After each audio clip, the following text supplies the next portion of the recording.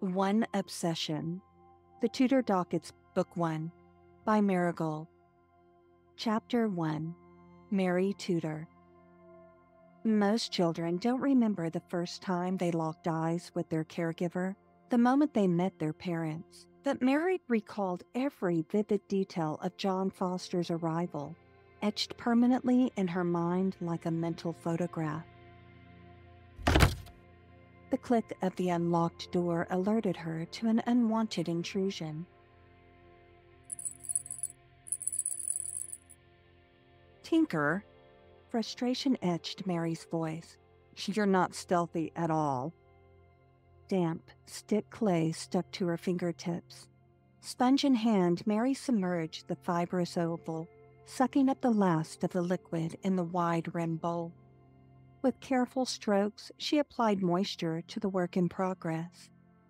Her current sculpting project demanded her full attention.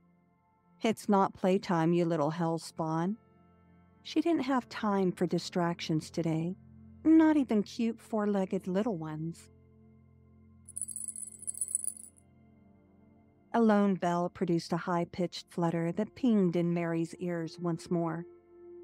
The intonation of the notes bounced off the stone walls of the basement studio, making it difficult to ascertain a firm location.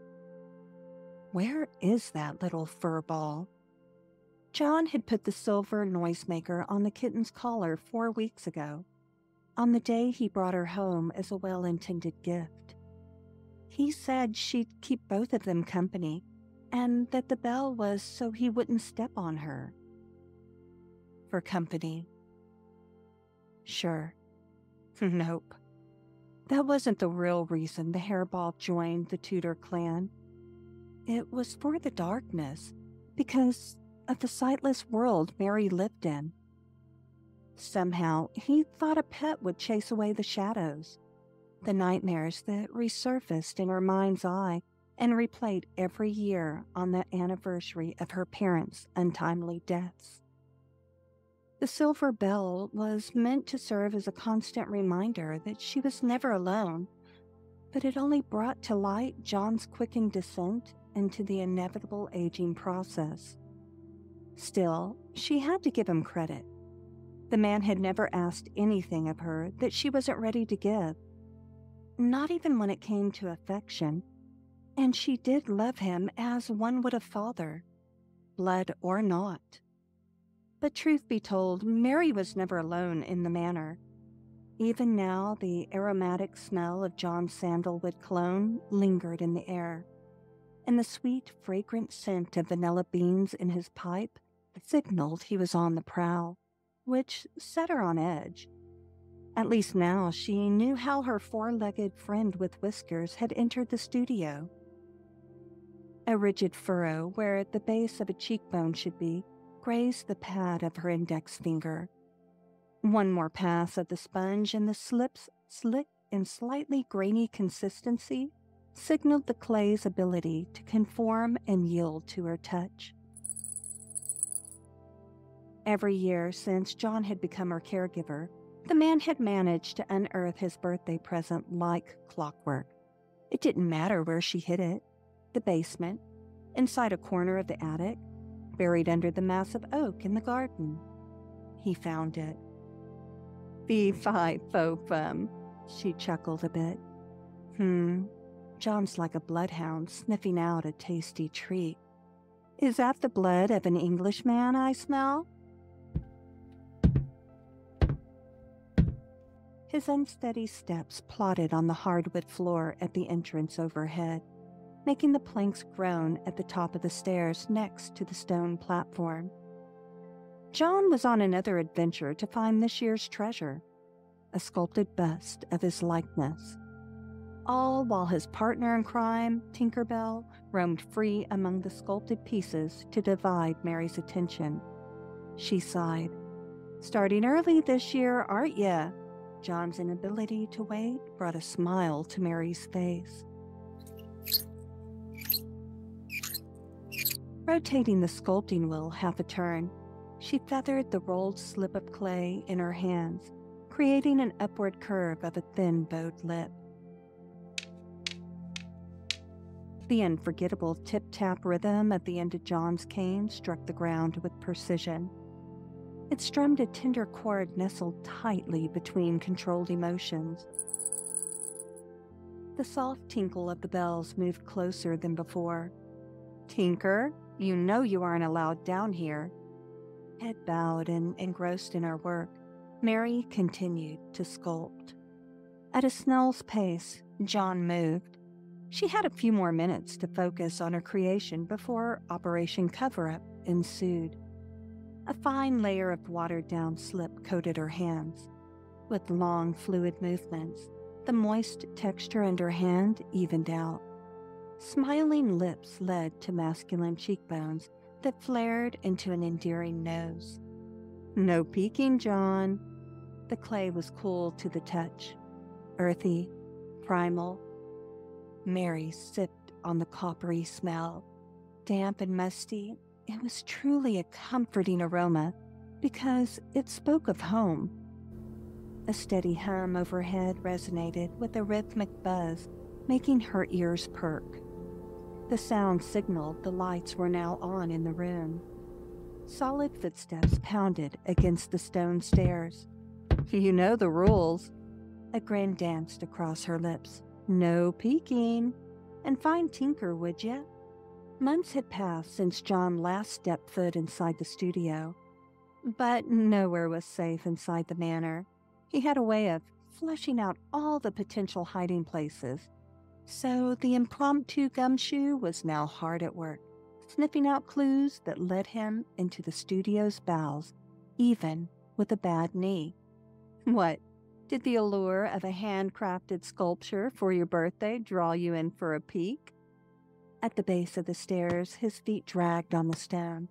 He paused, then drew closer. "You know what they say about curiosity." She etched a small dimple into the strong, defined chin. Heavy footsteps thumped against the floor. Each movement bounced off the walls, giving away his proximity. But something was different.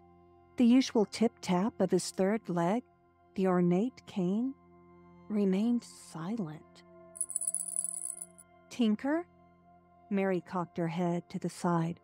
"You better not be messing with wet clay again." The faint ring of a bell jingled between each alien step. "Where is that darn cat?" She should be rubbing against a leg by now." "Come here, Tink." There was something odd about John's stride. His normal gait was always stiff and slow, but his brisk and agile movement now held a foreign ring. It isn't right. This isn't John. Mary's chest constricted. "Who are you?" The steps didn't fit. "What do you want?" 3 loud taps of the cane echoed in the room, followed by a solid crack of the wood shaft splintering. The stone floor vibrated under her bare feet, and her sightless, unblinking eyes glazed over with moisture. An odd clicking noise filled the room in rapid succession. It was foreign, an unknown clamor. A few low-pitched whistles drew her attention. "Where's John?" Inside the work pouch, attached to the turntable, Mary's shaky fingers wrapped around an all-smooth, cold, steel hilt. The tool, 6.5 inches in length, with a 1-inch spade-shaped tip, wasn't much, but it would do. The man hummed a familiar melody. "Pop goes the weasel. Up and down Tudor Lane," he sang. The altered lyrics rung around her. "The monkey chased the people." He hummed another short verse that continued his altered sing-song tune. "He took after them in double haste." The man chiseled a path through the workspace and approached the sculpting stool. His movements echoed throughout the room, along with the melody. Pop. He slammed his hand on a wooden surface, making her jump. Goes the weasel. Wood scraped the floor. A solid object slid to the side. A sculpting turntable. He was closing the gap, inching closer to where she stood. "Don't come any closer." Mary held the awl in front of her, hands shaking. An empty void now occupied the space directly in front of Mary, where the workbench sat seconds ago. And now, the stranger stood close enough that body heat oozed from his frame. "Stay away from me." With the steel tool tightly fisted in her palm, Mary jabbed an arm forward. "Do you want money? Is that what this is? A robbery?"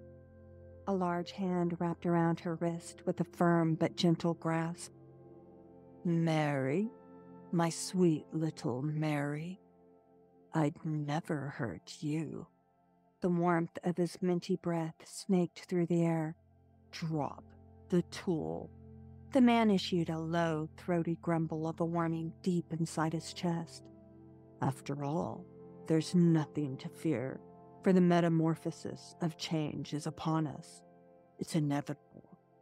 "What?" Confusion edged her brain. "Wait, how do you know my name?" A tremor of fear sliced through her. His fingers encased hers, squeezing.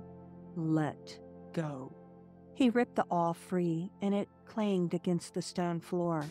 "And together we shall spill as much blood as it takes to make this unhappy, broken realm whole once more." "Please, don't hurt me." The words rolled off her lips more like a fleeting plea than a statement or command. "Shh." He placed 2 fingers against her trembling lips. "You must listen, for it has begun." The man hummed briefly, then in a sing-song voice he continued. "John's fate now rests in your hands. He's held in a bunker." His footsteps receded. "That's the way the story begins." The man slammed a hand against the wall. "Pop goes the wheeze." Heavy footsteps hammered up the stairs. The hum of the lights went silent, signaling she was in the dark once again, and the door of the studio slammed shut. Fear held Mary in place for several seconds. Never afraid before, she found herself terrified of what now lurked in the unseen shadows of darkness. "John?" Slowly, she made her way up the stairs. "John, can you hear me?" Silence filled the hollowed space in front of the door. "Where are you?" Her quaking fingers found the keypad on the wall. Mary pressed the button on the lower right-hand side. The key, large and bulbous, was smooth, except for the lettering in Braille. A piercing siren ripped through the house. "John?" Tears rolled down one cheek, then the other in a steady stream. "John, please answer me." That concludes today's thrilling chapter of One Obsession. This has been a Mira Gold production of the Tudor Dockets Book 1. Stay tuned for more chapters of this psychological thriller to unfold. Don't forget to subscribe to the Mira Gold YouTube channel and click the notification bell so you never miss new content as it's released. Feel free to like this video if you enjoyed it and leave me a comment with your thoughts, theories, or reactions. I'd also love for you to join our AI Writer Connection Discord community using the link in the video description. It's a great place to connect with me, other viewers, aspiring writers, and AI enthusiasts. Thanks so much for listening to this latest chapter. I'll see you back here next time as we dive deeper into this deadly game of cat and mouse. For now, this is Mira Gold, signing off.